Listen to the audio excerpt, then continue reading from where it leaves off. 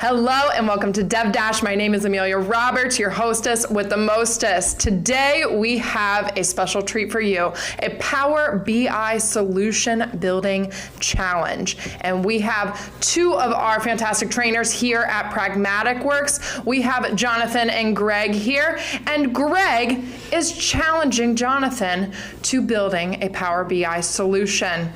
Greg, how do you think you're going to fare in this competition being the young, spry trainer here at Pragmatic Works? You know, I just think Jonathan's going to be a little too old school with his report building, a little too slow, and it's going to be outdated. Ooh, some challenging words. Jonathan, you have a little bit more experience. How do you think you're going to fare in all of this? You know, cream rises to the top. Experience trumps all sometimes. So we'll see how it goes. Here we go. We're going to start off with our challenge, our special ingredient for the day, which is going to be,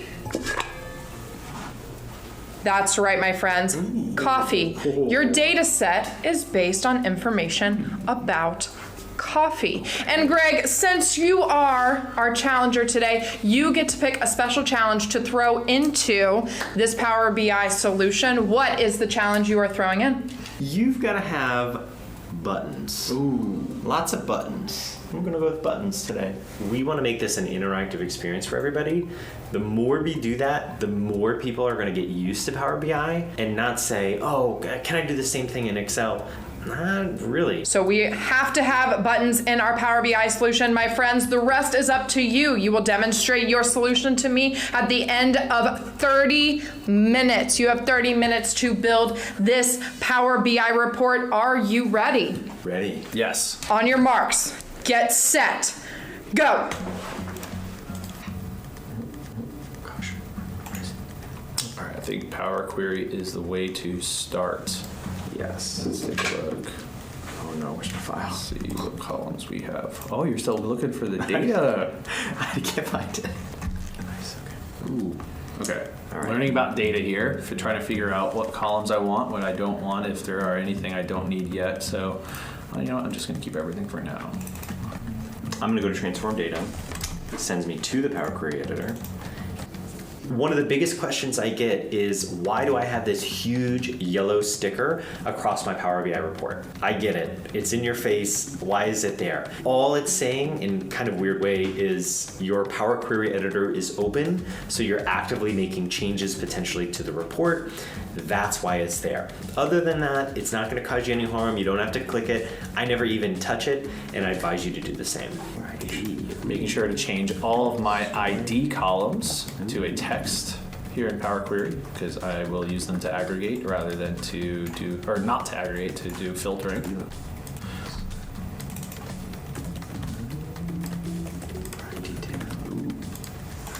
Peppermint, oh, that's a lot of products. I Need My Bean t-shirt is for sale at this location. Sick.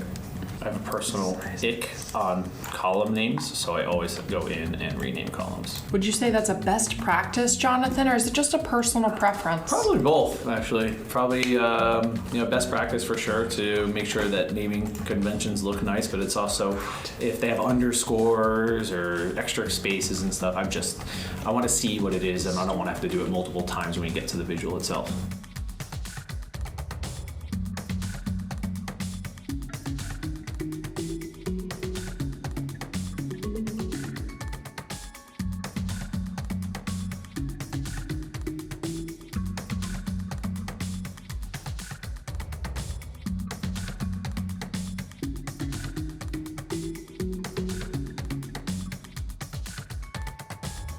All right, I'm breaking down this into fact and dimensional tables, but I'm just doing it like a quick way. Yeah, as am I. Okay. Great. You're probably already almost done. No, never. Do that. Price. Now, Jonathan, why would you make a date table? Well, it's always the best practice to have a date table, so we can make sure all the filtering occurs by dates, and we can also, if I want to see anything over time, any of that time series analysis or anything, I want to be able to have every single day of the calendar available to be able to work with each one and map up those calendars correctly. Greg, are you also going to be creating a date table, or do you have a different plan? I will. I'm definitely going to do so. And especially with this time data of transactions, something I'm definitely going to want.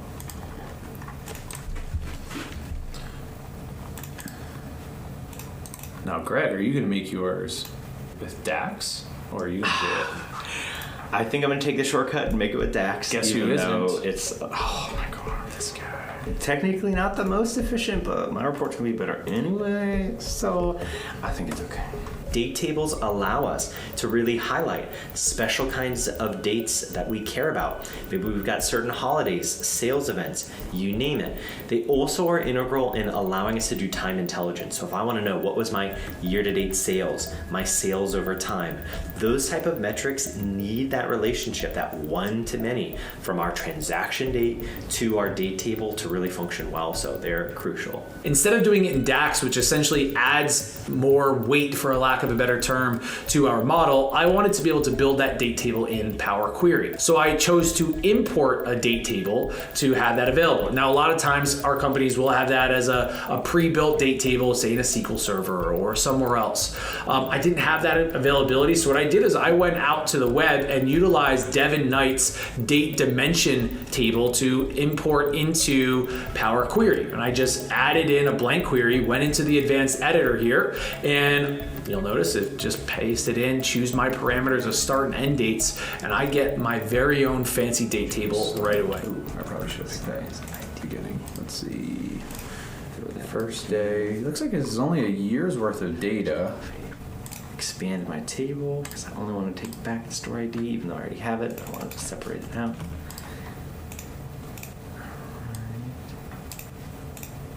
Just changing data types here and doing all the fun Power Query work, so it takes a little bit, right?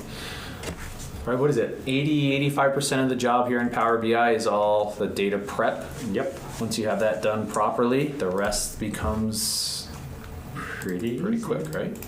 All right, Amelia, how's our time? You have 23 minutes left. Oh, goodness. Oh, that's going by fast. Easy. He says it's easy. I'm worried about time. No stress. No stress at all. Transaction date. Right.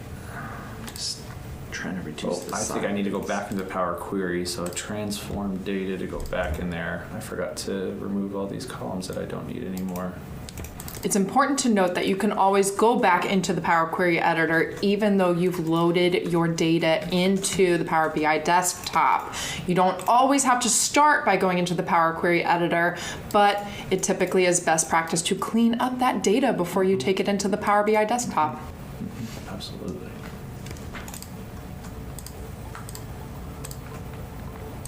All right, I got my little star schema. A star schema is one of the ways that we can set up our dimensional model, especially inside of Power BI, and it's really the one type of model that Power BI craves and feeds off of. What it provides us is the ability to have a fact table, a data table, a transaction table, event table, whatever you like to call it, at least one of those surrounded by our dimensions. And dimensions are really your descriptor tables, your attributes. So those are the values that you are going to go ahead and filter down all of your metric data by. And when I try to do this, I'm looking at, in this case, our products, our locations, our dates, and how I want to filter down all of the metric values that I really want to learn more information about. I'm going to make a measures table here.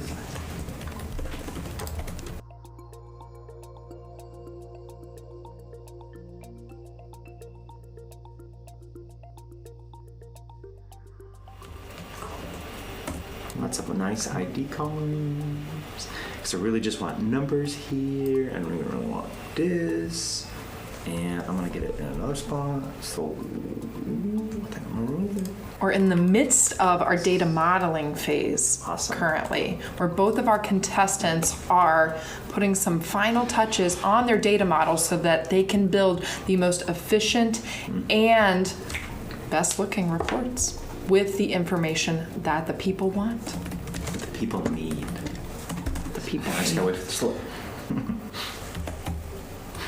Taking its time. Which I'm gonna go to new table, and I'm gonna take the shortcut way and build it in DAX. and I'm going to say Cheater. calendar equals, and I'm going to use an awesome one, which is calendar auto, which calculates automatically from my dates that are in my data set. Boom. Oh no, I clicked the wrong button. Work smarter, not harder. Let's put together a table just to verify some of my data, and let's go from there. I'm gonna do product. Oh no. And our category. Jonathan is already creating his very first visual for his Power BI solution. My calendar auto was super wrong. Why is it being stored this way? Okay. 1899. That is not when these events occurred. 2, 3. 2023. Is it all Let's see, 2023? that looks about right. It's all 2023. Okay, so we're gonna format our Change it. measures Use calendar as well. instead. And we're talking. Start date 1/1. Averages not Contestants, you have 20 minutes left on the clock. on the call. Let's do some more. Let's make it real quick. Month, date. Greg, tell us a little bit more about why you chose buttons as the challenge for today. I think buttons are probably one of the easiest things you can do to make your report really good. And I know one of the biggest questions I get at the end of trainings is, how do I get my boss or someone that's not used to Power BI to actually like it and use it easily? Buttons are probably the biggest way to do that. So I think it's sometimes challenging, but the most rewarding thing. Functionality and style. Also, accessibility is very important when building a Power BI report. You want your report to be accessible to a wide variety audience. Whoever is utilizing, whoever your data consumer is of your Power BI report, you want them to be able to access all of the information as easy as just a click of a button. All right, nice. How's it going, Greg? Going great. Yeah, no problem at all. No, doing all.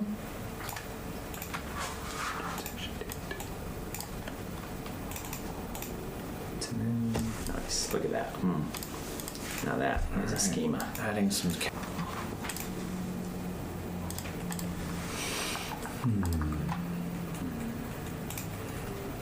Oof, lots of categories.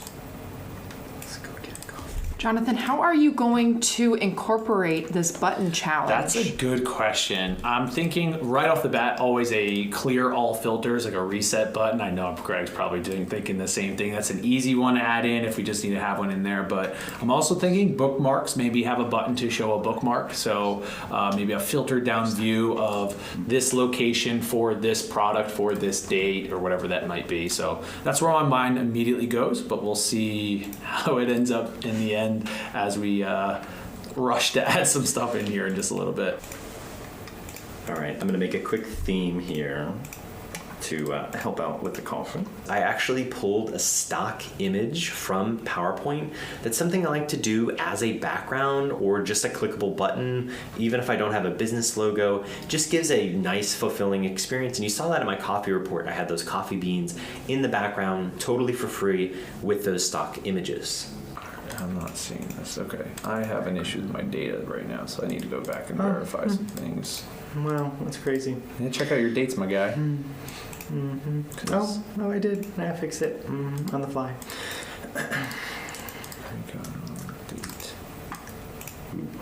I hope these challenges aren't 25. too challenging because you're down to 15 minutes. We are goodness. halfway Okay. through All right. my Wow. contestants. That is okay. Not fun. This is No not going to bueno. look great. There's not going to be a whole lot of color. I can tell you that right now. You will be judged on style and functionality. Oh, gosh. I'm just going to make everything brown like a coffee bean. I already did that and I didn't like it. I did not like it. Let's make this a... Oh, okay. That'll do. Oh, you know what? Gray. Gray's where it's at. Gray. Easy peasy. Boom. Boom. Nice monos. Montones. Cool. Let's hang it. I know. All right. I know. Greg's the guy. I hate pie charts. Trying to... I hate pie charts. Use a tree map, people. Come on. Do better. Be better. Be pragmatic about it. Contestants, it looks like you have about 10 minutes left to build this Power BI report.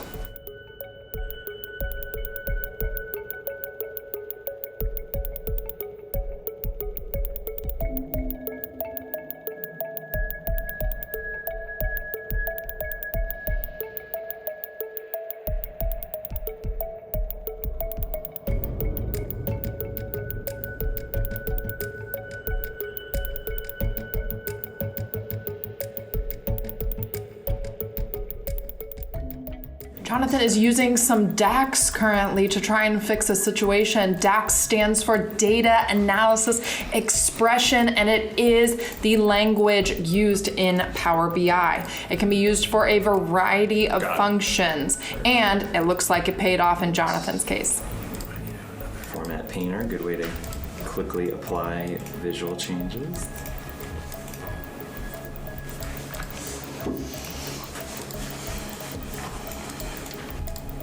Contestants, you have 5 minutes remaining. When the contestants finish their Power BI reports, they will be launching it to the Power BI service, which is where you typically use to share and publish your finalized reports. This is where you can apply data refreshes or row level security, and it also requires a license in order to be able to share and publish. Contestants, you have 2 minutes and 30 seconds left to complete your Power BI report. I went by way too fast. I'm used to.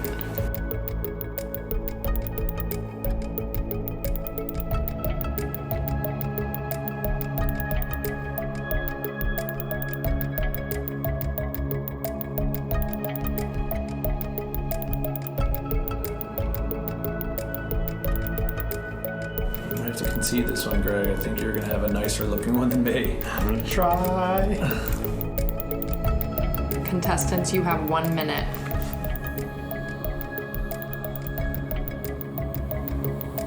5, 4, 3, 2, 1, hands up. Jonathan, since Greg challenged you today to this DevDash, how about you demonstrate your report for us? All right, so I'm published out here to Workspace. I just chose my workspace for this one, but for our coffee sales, I have a title here.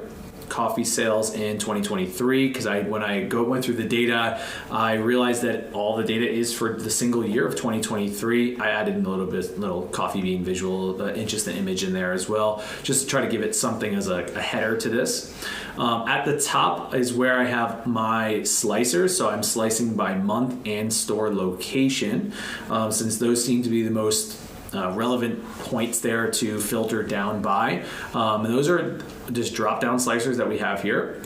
But between the different values. I also have within this another slicer, and that is going to be our type. So if you can see our product category here, so I have bakery or branded or coffee or beans, what was actually purchased at those locations. So you can choose a location, say Astoria, so that's in New York City there, and then I can say, all right, I want to see what the sales for the coffee beans for that location. So now I'll be able to filter down all the visuals even further. And going with those slicers, I have my clear all slicers button. So I was able to add that in. I started to color that one, so it's the only thing that is kind of coffee brown. But we'll get everything else eventually with more time all nicely organized there. What I also have are for my visuals. The big one you see here is a map. I was going back and forth between using a map or maybe a pie chart, which I can't stand, so I didn't use that, or something else. Given more time, I probably would have added in maybe 2 smaller visuals rather than this map, because I can see on the map, yes, we have 3 locations, but because 2 of them are inside of, technically in New York City, Hell's Kitchen and Lower Manhattan, we're not really able to see the information that well. Like Astoria, we can get all the way out there and we can scroll in and kind of keep going in there and see more and more as you kind of get closer, but it's not really doing a great job as far as the map is considered. So with a little bit more time, I probably would have adjusted that a little bit, because now you can see as I scroll into New York, we have Manhattan here, and then we also have you can see Hell's Kitchen in Lower Manhattan there. So that's one thing if I probably would adjust, but I have that by bubble size is the more transactions, so not actually the number of sales, but the number of transactions. So I'm thinking about like foot traffic and how well those stores are doing. I also have this kind of like it's an area chart that I put in here, total sales by month and store location over the year of 2023, so I can see which stores are doing better than others, and I think it's pretty obvious with this visual that Lower Manhattan's doing better than the other two, almost like twice as well in some cases here, so you can have that, and of course I can always filter that down by the type of product or the category of product. And then finally I have a matrix visual. So the matrix visual, for me, it's essentially the ability to create a pivot table in Power BI. It's not really a pivot table. We don't get all the same interaction and availability that a pivot table gives us, but a matrix gives you the ability to essentially group together values. You're creating your own mini hierarchies that go on the row level, and then you can expand that and drill down one level at a time or open it and see all the available levels there, and it gives you the ability to just throw in any values that you want to slice by or the metrics that you want to see for the hierarchy. So you're starting at a top level category or group and then going into the product and then going into the details beneath it, so you get to see all those values that are separated by each individual slicer if you want there. And in my matrix visual, I'm doing all the filtering with product category and then drilling down into the product itself. So inside of coffee, you can see barista espresso and organic brewed and all the other ones that go with it. I have product category by total quantity was a metric I created, total transactions, average quantity ordered, and total sales. And then what I did finally for that total sales, I put a bit of conditional formatting on that as well. So the higher the sales, we see a little bit more green. The lower the sales in our product there, and at least the product category, a little bit more red. So it makes it pretty quick and easy to see which products we're selling more of. And of course, these are coffee shops. So coffee, the category of coffee is the highest there with the vast majority of the sales, and packaged chocolate is at the very bottom. So yeah, that's how I put that together. Had I had more time, I probably would add more pages in here and other ways to filter, maybe a drill through, maybe an extra tool tip here or there, changing out some visuals as I learned a little bit more about the data. Very interesting, Jonathan, and very well done. Let's go over and see what your challenger has provided for us today. All right, a little bit different approach. I stuck with some card visuals, looking about how many sales we really had gone through for each bill that was given and the average of those. Stuck to a tree map over here to show how many sales by product we were having. Reason I love tree maps is you can fit a lot more information. It is a lot neater and it isn't as confusing to read as a pie chart. Pie charts use those slices of pie, and if you have a small category or a super large category, it's totally dominating your visual. I think a tree map can have a few more spaces, a few more products, and deliver the same effect, but be far easier to read, and it's a lot more clickable. People want to click on a box rather than a piece of pie. They want to eat pie, not click on it. So our Bold brand and the Ethiopian were the best-selling coffee, and for each brand here, you actually can dissect what size they were ordering with a tooltip. Tooltips to me are real estate savers. So many visuals in Power BI are absolutely amazing, but you're never gonna have enough space for everything, especially big things like a scatter chart, maps. So what you can do is bring in a tooltip. So as that user hovers, they're gonna get that added experience. They're gonna drill in a little bit to the view, and you save all that space. This makes sure that your report's not crowded, and ultimately it's gonna be way stronger than other reports. The Jamaican Blue Mountain here, most people were ordering either well, it's kind of pretty even, but it looks like a little bit more towards the large size, so you can kind of get an idea of how that's selling.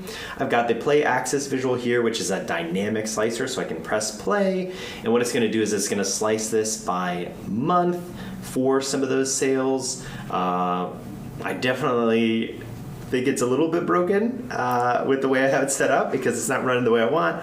but that's the idea behind it. So I think custom visuals are an awesome way to enhance your report. You saw on my report here that play access, it's a dynamic slicer. It makes it almost seem like a movie is being played. It's one of my favorites. But there's a whole host of Power BI certified fair game visuals, and quite frankly, Microsoft has put a ton of free visuals on the additional custom visual marketplace for you to use. So I definitely think it's a way to enhance and really elevate your reports to something a little bit stronger than what is already really good in the base Power BI product. I've got clear all slicers here, so if I do have something sliced, I can clear things out, apply all slicers if I need to, and then I can select certain locations by selecting, but the way I have my filtering, and I think I put one wrong category into this tree map, especially that kind of broke some of the relationship. But I have my dog, and if you click on my dog, it opens up Q&A. So that's kind of cool. Like, I think I should win for that reason. Yay! Oh, and I have a coffee bean background. Pretty cool. Yeah, but something done with my filtering. Buttons. One of my favorites, that's why I wanted to bring it into the challenge. But as you saw, I definitely messed something up. It was really just the slicer kind of feature. It was just not interacting the right way. It has been another exciting day here at DevDash. It has been an honor to be in the same room with these two very talented Power BI trainers here from Pragmatic Works. But once again, experience has trumped the novice. So Jonathan, congratulations on winning DevDash. Greg, unfortunately, your buttons, the one challenge you gave, did not work in your demonstration. So hope to see you again soon for our next DevDash. See you next time. See ya. DevDash was awesome. This was really fun. I love these little challenges. For someone who gets to work with Power BI, not as much as others because I'm doing a lot with Power Apps or Power Automate, it's always fun to test my skills and make sure I'm still up to date with everything new in Power BI, and especially working against or with Greg in this case. I know Greg's gonna bring it, so I had to make sure I pulled in all of the knowledge base that I have here to be able to get something that's really useful and easy to work with. Had a lot of fun with DevDash. I'm really impressed with how I modeled everything pretty quick and got some of the visualizations made. I do think I got lost in the sauce a little bit with getting some fancy colors and visualization. I think I probably spent like 4 minutes on the theme. Could have put some more visuals, could have just double checked everything was functioning, especially with buttons and slicers. Sometimes those can be a little bit funky, so that's something I'd want to check. But I had a really fun time on DevDash. Definitely showed that, hey, I can really tackle a lot of quick reports. But yeah, I was beat today, but that's A-okay. At least I beat Jonathan in fantasy football, so there's that at least.